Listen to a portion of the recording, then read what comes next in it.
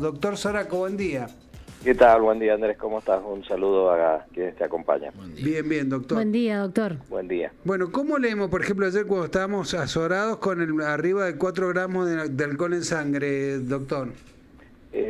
Primero es que no tomamos conciencia, que bien como marcabas, cuando hay situaciones en donde hoy no se puede discutir en que no hay que tener presencia de alcohol. Y una de ellas es a la hora de conducir un vehículo o hacer actividades de riesgo. Lo mismo que es durante el embarazo, lactancia, niñez y adolescencia, porque son situaciones críticas en donde no podemos estar bajo los efectos de esta sustancia. En el caso de a la hora de conducir vehículos, porque modifica nuestros aspectos sensoriales perceptivos que son tan necesarios para hacer todos los procedimientos que hacen a la hora de conducir. Y durante embarazo, lactancia, niñez y adolescencia, porque el cerebro está en pleno desarrollo y es muy susceptible a la presencia de un neurotóxico como es el alcohol. Es decir, neurotóxico porque tiene su acción específica a nivel del sistema nervioso central. Y ahí es donde ejerce su principal acción, que es depresora, actuando sobre la corteza cerebral y modificando todos estos aspectos que tienen que ver con marcar distancia, tiempo, equilibrio, todo lo que es la motricidad.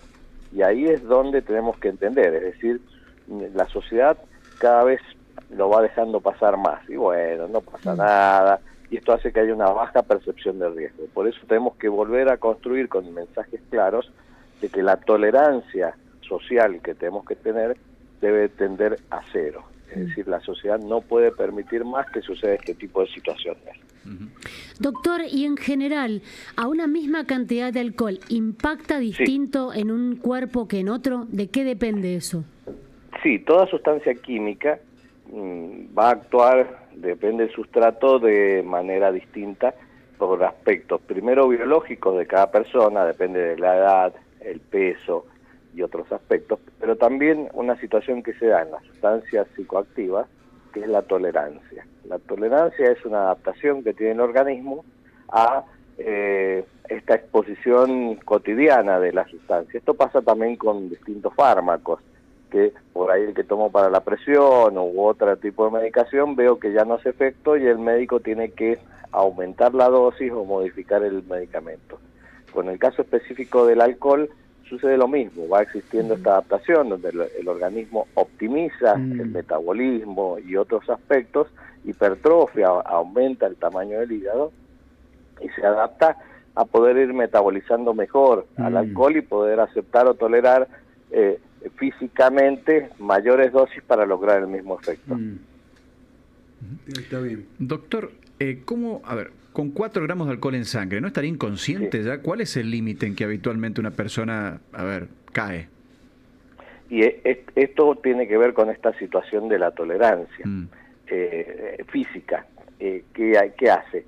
Que alguien que nunca ha tomado alcohol con una mínima cantidad va a tener una gran sintomatología en el sistema nervioso central.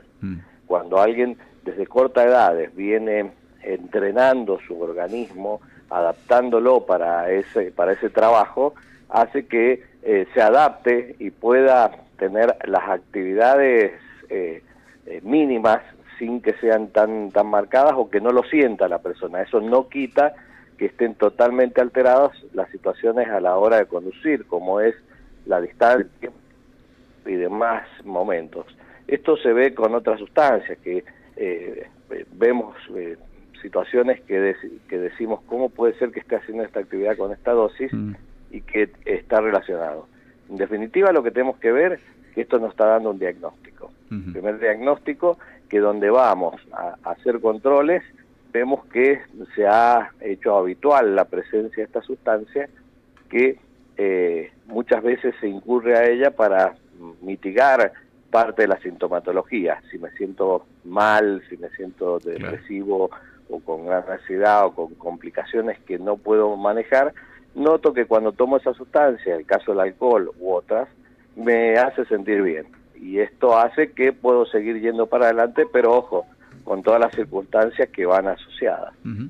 Y por otro lado, me indica que está existiendo una habituación del consumo de estas sustancias de muy cortas edades. Hoy vemos que alrededor de los 12, 13 años, o tal vez antes, ya se inicia con el consumo de bebidas alcohólicas. Claro. Y que son sobre todo aquellas que tienen altísima graduación, es decir, por arriba de los 49, 50 grados, como es el caso del Fernet y todos los destilados. Claro. Y esto es lo que lo hace mucho más peligroso, porque en pequeños volúmenes, es decir, en poca cantidad de líquido, hay mucha graduación alcohólica, haciendo que se pueda llegar rápidamente a altos valores de alcoholemia con todas las condiciones asociadas que tiene, que es accidentología vial, violencia, sexo no seguro y otro sinfín de comportamientos de riesgo asociado a un daño mucho más rápido y acelerado a nivel físico, sobre todo a nivel hepático y de otras áreas del cuerpo que lo vamos viendo después con el paso de los años.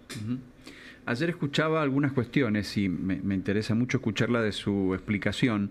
¿Cómo funciona esta misma ingesta o esta misma cantidad de alcohol, independientemente de las capacidades de metabolizarlo de un ser humano, combinado? O sea, por ejemplo, de un lado con una droga como cocaína en una noche, o combinada con el sueño, después de un día largo y cansador, que puede tener incluso desenlaces peores. Sí, ahí es lo que conocemos como potenciación o antagonismo.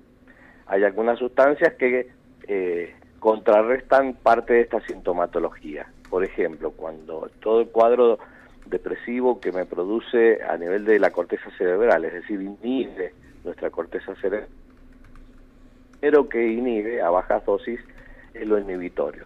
En nuestro cerebro, en la corteza, sobre todo en el área prefrontal, es lo que tenemos más hacia adelante, más hacia la zona de la frente, un poco para entender, es una cuestión que ha llevado la evolución humana a que se desarrolle en manera óptima en los seres humanos. Ahí está la inhibición, es lo que regula nuestro comportamiento social, lo que hace a inhibición de impulsos, que tengamos todo un comportamiento humano, que no está presente en otros especímenes del reino animal. Ahora, lo primero que inhibe es esos inhibitorios, es decir, que quedo desinhibido. De ahí viene este viejo dicho que decía que los niños y los borrachos siempre dicen la verdad. En el caso de los niños, porque aún no han completado este proceso madurativo del cerebro prefrontal, que hace a los comportamientos lógicos de la adolescencia, la no planificación y distintos aspectos que luego, cuando culmina este proceso madurativo, pasados los 18 años, es donde está presente y se va marcando de forma bien definida. Y en el caso de los alcohólicos, porque esta área está inhibida bajo el efecto del alcohol. Por eso actúo en forma más instintiva, sin regular y controlar mis conductas. Entonces, tengo ganas de orinar, lo hago donde venga. Tengo lo que deseo, lo hago. Y ante el mínimo estímulo no regulo, inhibiendo cuál va a ser mi respuesta o qué debe ser y qué no debe ser, sino actúo. Por eso está relacionado con estos actos de mayor violencia o situaciones de prácticas de sexo no seguro o otras situaciones de alto riesgo en cuanto a lo personal o también en lo judicial. Ahora, el hecho es que a mayores dosis me empieza a afectar otras áreas cerebrales y me produce somnolencia. Me empieza a producir un mayor cuadro de disminución de la voluntad, en donde, por ejemplo, un estimulante como la cocaína lo inhibe en cierta parte. Pero acá tenemos un gran riesgo, que esta combinación de alcohol y cocaína genera un submetabolito que es muy activo, que es la etilencaína o cocaína etilén, que es muy cardiotóxico, es decir, aumenta mucho el riesgo de tener una muerte súbita o una arritmia cuando se combina cocaína con alcohol. O si lo sumamos con otro depresor, como por ejemplo uno habitualmente toma algún sedante o algún tranquilizante que actúa sobre áreas cerebrales, como el sistema GABA, que también ahí actúa el alcohol y se potencia. Por eso a veces decir que tenés 0,30 de alcohol y zafaste de la multa, pero si vos tomás tranquilizante está bien, estás mucho más peligroso con alguien que tenga 0,80 o más. Entonces, esto es lo importante de a veces poner un número que lo hace difícil porque no estamos valorando del todo, y estas son situaciones de riesgo. Por eso vuelvo a insistir que hay momentos y situaciones que no tendríamos que estarlo ya discutiendo como sociedad, que es que no debe haber presencia de ninguna sustancia psicoactiva, como es alcohol, cocaína, marihuana, a la hora de conducir un vehículo, y por supuesto en un cerebro en desarrollo, como es durante el embarazo, la lactancia, niñez y adolescencia, que tenemos que empezar a construir como sociedad que queremos para el futuro. Y esto es fundamental analizarlo y tomar decisiones que ayuden a una mayor seguridad. Doctor, ese es el tema, porque todos sabemos, grosso modo, lo que está bien y lo que está mal, incluso en la dieta, si uno sabe si tiene hipertensión o diabetes, todo lo que tiene que comer y lo que no. El tema es cómo se afronta globalmente, porque todo el día nos preguntamos, ¿qué hacemos? Hay que subir las sanciones, hay que tener más control, hay que hacer y esto, y el problema es complejo, porque tiene que ver con la conducta, tiene que ver con la parte policial, tiene que ver con la educación, tiene que ver hasta con los psicológicos, y creo que las autoridades están un poco desorientadas en ese sentido. ¿Cómo se aborda globalmente desde el punto de vista práctico para tener soluciones prácticas? Porque los borrachos al volante produciendo destrozos cada día aumentan en vez de disminuir. Y esto es un síntoma de los problemas de salud mental que hay, que es mucho más complejo. Eso tiene que ver con lo que se viene atravesando en nuestro país, de las incertidumbres, angustias y demás, que a veces uno encuentra que lo hace tolerable y permite seguir yendo adelante bajo el tratamiento, si va a un profesional que haga un correcto diagnóstico y medique, o lo otro es con la automedicación, como llamo yo, entre comillas, que noto que cuando tomo alguna de estas sustancias me siento mejor y me permite seguir adelante. El hecho es los efectos secundarios que aparecen, pero acá un poco a lo mejor lo que tenemos que empezar. Yo pongo un buen ejemplo, es lo que se hizo con el tabaco. Primero empezar a tener campañas sostenidas en el tiempo de hablar de esto que estamos diciendo, es decir, brindar información, ver y conocer cuáles son los efectos que generan en la salud, qué efectos generan en nuestro organismo y qué efectos generan en el comportamiento que vamos teniendo.